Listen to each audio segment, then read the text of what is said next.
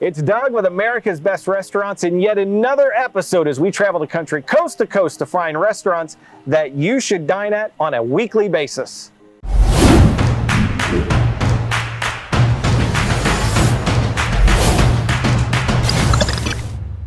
We are in Columbus, Ohio, the state capital of the great state of Ohio. Yes, I play favorites. This is where I'm from. I love it.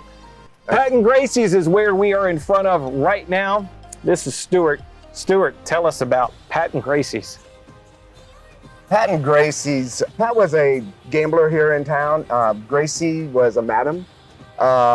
They met downtown, probably early 1900s, maybe late 1800s. They got married. They bought this property here. He raised thoroughbred. He loved horse racing, and he named this location Graceland after Gracie. So the owner came up with that concept, thought it would be pretty cool to come up with the restaurant. So our main goal is to eat local, serve local.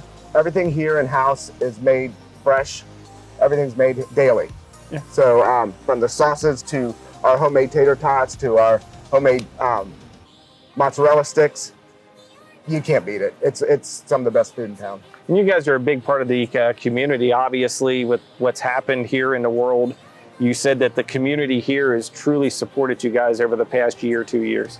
Oh yeah, absolutely. We wouldn't be here without them. This area, Columbus, has just been great. That's awesome, which is, again, a big reason why for America's Best Restaurants traveling the country, finding stories of restaurants just like this that not only support the community, but the community has supported them. So every episode we profile at least 3 items. What are 3 items we're gonna profile here today? Well, we just recently got a smoker, so the chef is trying some things out on that. We have a smoked salmon spread on toasted ciabatta, and we have our homemade tater tots, which is probably one of the favorites of everybody here, and our chimi burger, which is probably the most popular burger that we have here. Excellent. Those are the 3 items. I'm hungry, you're hungry. I know you're hungry because you're watching this. Otherwise, you'd be off doing something else. So why don't you come with us? Let's go inside and we're gonna check it out.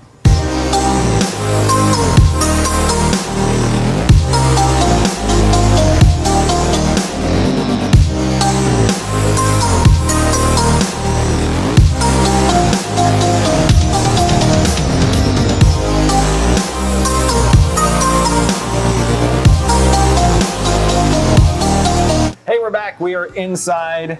We have Stuart. We also have Patrick. Patrick runs the show in the back, but I got to ask, are you the Pat in the Pat and Gracie's?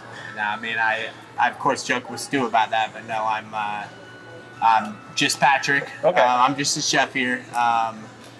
Stu can actually explain the story of Pat and Gracie's. It's pretty, you already did, so. Yeah, no, so we're good. I just wanted to make sure that I get proper credit. All right, cool. So we've got the 3 items.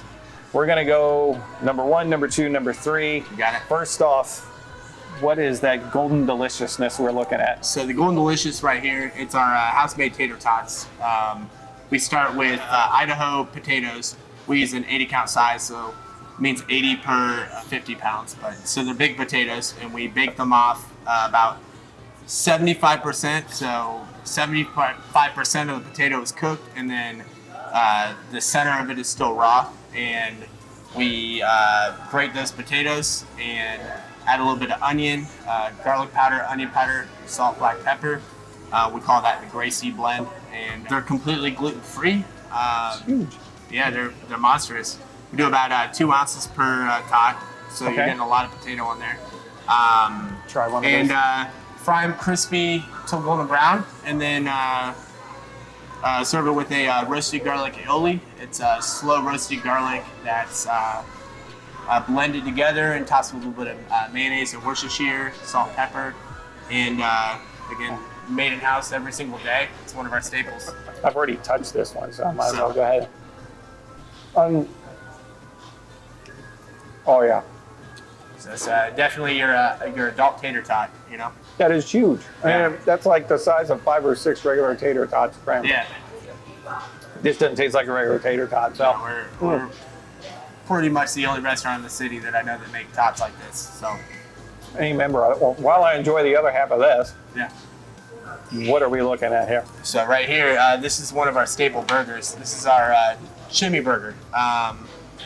Chimi is short for chimichurri, which is a South American meat and seafood marinade, typically made with cilantro, red pepper flake, red wine vinegar, a little bit of olive oil, salt, pepper. In this case, we made a chimichurri sauce and we stretched it with a little bit of mayonnaise. Made a chimichurri aioli. It's going to have the chimichurri aioli, a house-made avocado mousse with caramelized onion and applewood smoked bacon. We call them bacon bits, but it's lardons, which is a French term for just chopping bacon really fine, cooking it really slow, rendering all that fat, make them just a nice, refined, crispy piece of bacon. And then, of course, on our golden split top bun, and the most important ingredient is the ground beef. We use an Angus Reserve ground beef. It's a 73-27 fat to lean ratio, which means you get, that fat will help the beef, get crispy and retain its moisture. So overall, it's our signature burger. It's going to be sitting on a bed of our house cut French fries. We make these every single day. We use 80-count potatoes, Idaho potatoes, and it's a 2-part cooking process where we blanch the fries, in 300-degree heat for a couple minutes, and then let them cool, and then we fry them at 350. So. Now, there's a lot going on with this burger, but I have to ask you, I love talking to the people who create it. Yeah. What's the thought process when it comes up to putting all of this together? Because you mentioned there's like a mousse. Yeah. I've never heard of mousse that's included on a burger. So I mean, what do you go through? What's the process to say I'm going to put all these ingredients together and come up with something? I think it's just a creative process overall. I like to see that, most of the food here is examples of my culinary journey that I have been through, over the last, almost 20 years that I've been cooking. So I kind of take little bits and pieces of my experiences over the past several years of, just things that I picked up, and I like to kind of smorgasbord them together alongside just reading cookbooks and just being up to date with, the culinary trends and what's going on, and try to stay on top of that, Now, I would imagine you guys have a really good bar, which is right over there. Killer bar, man. Are there a lot of taste testings where it's like, hey, we've got these new ideas, let's grill and let's make some things up in the kitchen and let's see if they're good or not, and everyone's kind of playing the sample game? All the time. I think that, Stu and I do a really good job with, food and beer tasting in particular. We actually host a burger and brew night Friday through Sunday, where we pair a signature burger with a craft beer that we have on tap. Nice. And we plan that a week ahead, so we're trying to, see, what beers are hot. We try to keep it seasonal as well. So it's a little fun thing where I get to get a little creative, and Stu can get creative with beer purchasing as well. So I like it. Yeah. Good partnership right here. Great. All right, item number 3. What are we looking at? So this one right here is one of our newest appetizers. It's our house smoked salmon dip. When I lived in Dallas, Texas, I was a chef out there, and I used to go to this restaurant called Exposition Pizza Lounge. I highly suggest it if you guys ever make it down there.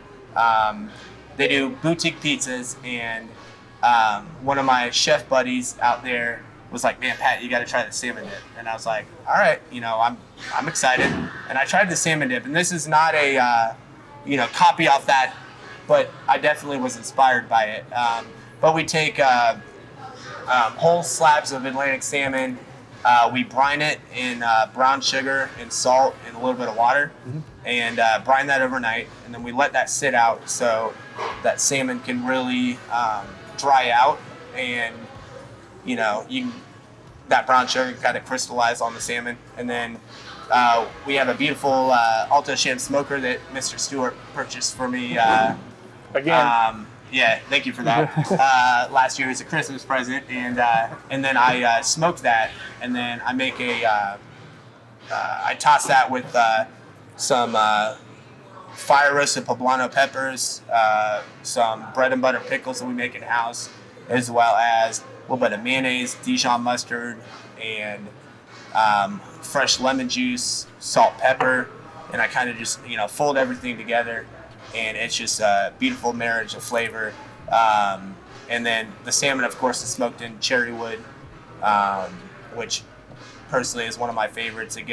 Cherry wood gives a nice vibrant color to the fish, as well as it's not too overpowering, and it kind of gives that nice just gives a nice really bright flavor to the salmon itself. So Nice. and then it's going to be accompanied with some ciabatta bread that we sliced really thin, and we make a house-made garlic oil, of course, from the garlic aioli that we make with the roasted garlic from the garlic aioli, and we separate the oil, and we use that oil, lightly brush it onto the bread, and then we toast it. So Nice. I'll have to try that one afterwards because I don't want the crunch going all over the microphone and everything else. Yeah. So, cool. We've got the 3 items. There's a lot more. There's the bar, which is right over there as well. So this is definitely a place that when you're in Columbus, around Columbus, you're coming in for maybe the Blue Jackets, the Crew, Ohio State, whatever. You live here, you definitely need to make this a weekly basis trip. If you're traveling through, then it's a place that you need to hit up.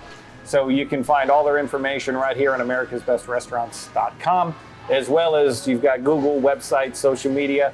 All you got to do is check out Pat and Gracie's, and you're going to be set to go. Gentlemen, thank you so much. thank you. I'm going to dive into this one. If you want to sample any of this, you got one thing to do. You got to get here yourself because this is mine. I'm out.